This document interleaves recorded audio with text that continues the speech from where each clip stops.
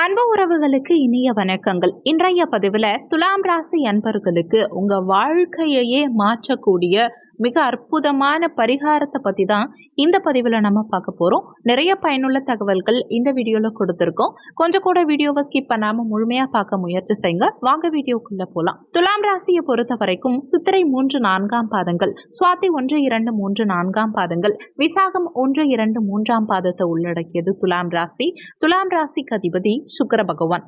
வீடியோல சொல்லக்கூடிய பலன்கள் ஆண் பெண் இருபாலருக்கும் பொருந்தக்கூடிய பலன்கள். துலாம் ராசி அன்பர்களுக்கு அஷ்டமத்துல குரு, 6ஆம் இடத்துல ராகு, 12ஆம் பாவகத்துல கேது பகவான். இன்னொன்னு, இந்த பஞ்சமஸ்தானத்துல கடந்த காலகட்டத்துல சனி பகவான் வக்ரகதி ஆனதுனால பெற்ற பிள்ளைகள் அல்ல பிரச்சனைகள் வந்திருக்கும். அதே மாதிரி நமக்கு பிடிச்ச விஷயங்களை பண்றதுல தடை தாமதங்கள் வந்திருக்கும். இவ்வளோ பிரச்சனைகளுக்கு மத்தியில நம்ம வாழ்ந்துதான் ஆகணுமா, இந்த வீட்டை விட்டே கூட ஓடி போயிடலான்னு ஒரு சிலருக்கு தோன்றி இருக்கும். இவ்வளவு பிரச்சனைகளுக்கு நடுவுல நம்ம வாழணுமா, நம்ம ஏன் இவ்வளோ கஷ்டப்பட்டு வாழணும் அப்படிங்கிற ஒரு குவெஸ்டின் மார்க் கூட ஒரு சில துலாம் ராசி அன்பர்களுக்கு மனசுல வந்திருக்கும். துலாம் ராசி காலபுருஷ தத்துவத்தின்படி 7வது ராசி, கலத்திர ஸ்தானமே உங்க வீடுதான். சுக்கிர பகவான அதிபதியா கொண்ட ராசின்னு பெருமையா சொல்லிக்கலாமே தவிர திருமண வாழ்க்கையில நிறைய பேர் 0 தான். ஒரு சிலருக்கு கல்யாணமே ஆகாம சும்மா பேருக்கு லைஃப் போயிட்டு இருக்கும். ஒரு சில துலாம் ராசி அன்பர்கள் எதுக்கு கல்யாணம் பண்ணனே தெரியாம வாழ்ந்துட்டு இருப்பாங்க. இன்னும் ஒரு சில துலாம் ராசி அன்பர்களுக்கு திருமணம்ங்கிறது யாரோ ஒருத்தவங்களுடைய சந்தோஷத்துக்காகவும் வெளி உலக பிம்பத்துக்காகவும் தாய் தந்தையுடைய மனசு எந்த விதத்திலையும் கஷ்டப்படாம இருக்கிறதுக்காகவும், இன்னொரு விஷயம் என்னன்னா தன்னுடைய கேரக்டரை தப்பா யாரும் நினைச்சிடக்கூடாதுங்கிறதுக்காகவும் அவங்க ஒரு பிம்பத்தை கட்டமைச்சு வச்சு அதுக்குள்ள வாழ்ந்துட்டு இருக்காங்களே தவிர மன ரீதியா சந்தோஷமா ஆசைப்பட்ட மாதிரி எதிர்பார்ப்பு பூர்த்தி செய்யற மாதிரி ஒரு திருமணம் அப்படிங்கிறதும் சரி, திருமண வாழ்க்கையும் இவங்களுக்கு பெருசா கிடைக்கலங்கிறது தான் உண்மை. நிறைய துலாம் ராசி அன்பர்களுக்கு நிறைய பணம் இவங்க கிட்ட குவிஞ்சிருக்க மாதிரி மத்தவங்க நினைப்பாங்க. ஆனா பண விஷயத்துல அவங்க படுற கஷ்டம் தூக்கம் இல்லாத அளவுக்கு போயிருக்கும். எல்லா இடத்துக்கும் அவங்க தான் முதன்மையான ஆளா இருப்பாங்க. ஆனா அந்த செக்ல சைன் போடுவாங்களே தவிர அந்த பணம் அவங்கள்தான் இருக்காது. இவங்களுடைய படிப்பு அவ்வளவு சிறப்பா இருக்கும். ஆனா அவங்க படிச்ச படிப்புக்கு ஏத்த வேலை கிடைக்காது. நல்ல பழக்க வழக்கம், நல்ல நண்பர்கள், ஏன் உயிரை கொடுக்கக்கூடிய நண்பர்களா இருந்தாலும் அவங்கள எந்த விஷயத்துக்கு யூஸ் பண்ணிக்கணும், இல்ல அவங்க நம்மள யூஸ் பண்ணிக்கிறாங்களேங்கிற வருத்தம் இருக்கும். துலாம் ராசி அன்பர்களுடைய வாழ்க்கையில சோகங்கள் இல்லாம இருக்கவே இருக்காது. ஒரு மாசம் எடுத்துக்கிட்டோம்னா அதுல ஒரு முறையாவது அவங்கள நினைச்சு அவங்களே அழுதுப்பாங்க. மற்ற பிரச்சனைகளை நினைச்சு அழறது வேற. நம்ம இப்படி இருக்கோமே அப்படின்னு தன்னிலை சார்ந்த வருத்தம் அதிகமா இருக்கும். 3வது முக்கியமான விஷயம், இதுதான் துலாம் ராசிக்காரர்கள் அதிகமா ஃபேஸ் பண்ற ஒரு விஷயம். நமக்கு மட்டும் ஏன் இப்படி நடக்குது, நம்மளை பத்தி பெருசா யாருமே கண்டுக்க மாட்டேங்கிறாங்க, யாருமே யோசிக்க மாட்டேங்கிறாங்க, நமக்குன்னு ஒரு ஆறுதலான நபர் யாரும் இல்லையா, இல்ல நம்ம பிறவியே அடுத்தவங்களுடைய சந்தோஷத்துக்காக மட்டும்தானா அப்படிங்கிற ஒரு குவெஸ்டின் இருக்கும். இப்ப துலாம் ராசி அன்பர்களுக்கு நிறைய பிரச்சனைகள் இருக்கும். அதை வெளிப்படையா யாருக்கிட்டையும் சொல்ல முடியாது, சொன்னாலும் பலன் இருக்காது. துலாம் ராசி பெண் அன்பர்களுக்கு பல பிரச்சனை இருக்கும். சில பேருக்கு என்ன மாதிரி உடல் சம்பந்தப்பட்ட பிரச்சனை, என்ன மாதிரி மனம் சம்பந்தப்பட்ட பிரச்சனை, என்ன மாதிரி அந்தரங்கம் சம்பந்தப்பட்ட பிரச்சனை, என்ன மாதிரி பணம் சம்பந்தப்பட்ட பிரச்சனைன்னு சொல்லவே முடியாது. நாளைக்கு வேலைக்கு போக போறோம், ஆனா அந்த வேலை உறுதியானு தெரியலையே, நாளைக்கு என்ன நடக்க போகுதுன்னு தெரியாம இருக்கும். அந்த மாதிரி விஷயத்த அடுத்தவங்க கிட்ட ஷேர் பண்ணும்போது நாம அவங்களுக்கு அடிமையாகிடுவோமோ அப்படிங்கிற ஒரு பயம் இருக்கும். இதுக்கு ஒரு சொல்யூஷன் இந்த வீடியோ உங்களுக்கு கொடுக்கும். அந்த சொல்யூஷனை உங்களுக்கு கொடுக்க போறவர் வேற யாரும் இல்ல, முருகப்பெருமான் தான். நல்லா தெரிஞ்சு வச்சுக்கோங்க, துலாம் ராசிக்கும் முருகருக்கும் அவ்வளவு ஒரு வேவ்லென்த் இருக்கு. நீங்க கூட நினைக்கலாம் கலத்திர ஸ்தானம்ங்கிறதுனால துலாம் ராசியுடைய நட்சத்திரம் விசாகம், இந்த விசாகம் நட்சத்திரத்துடைய பரிபூரண அருள் எங்க இருக்குன்னா முருகப்பெருமான் கிட்டதான் இருக்கு. அப்ப சுவாதியும் சித்திரையும் என்ன செய்யும்னு கேட்கலாம்.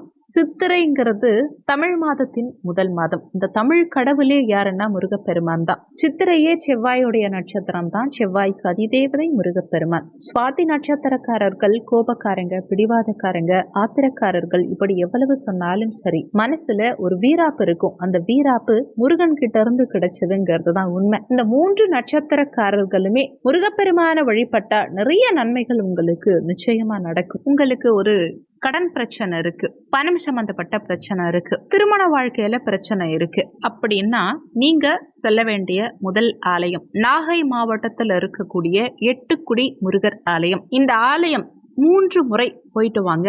உங்க ஜென்ம நட்சத்திரம் அன்னைக்கு பிளான் பண்றது ரொம்ப பெஸ்ட். இல்லனா சஷ்டி, கிருத்திகை இந்த மாதிரி முருகனுக்கு உரிய விசேஷ தினங்கள்ல நீங்க இந்த ஆலயம் சென்று வருவது விசேஷம். இது ஒரு முறை போகாம ஃபர்ஸ்ட் டைம் போகும்போது நார்மலா 6 தீபம் ஏத்திட்டு வாங்க. அடுத்து 2வது முறை போகும்போது முருகருக்கு அபிஷேகத்துக்குண்டான பொருட்கள் ஏதாவது வாங்கி கொடுத்துட்டு வாங்க கோவில்ல.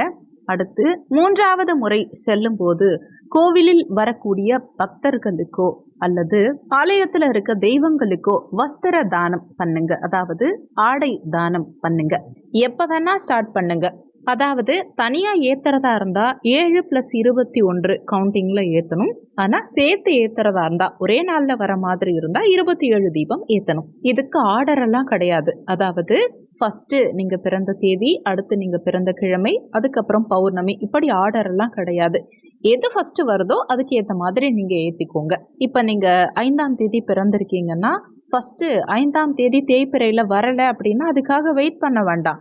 நீங்க பிறந்த கிழமை தேய்பிறையில வந்தா அன்னைக்கு ஃபர்ஸ்ட் ஏத்திடுங்க.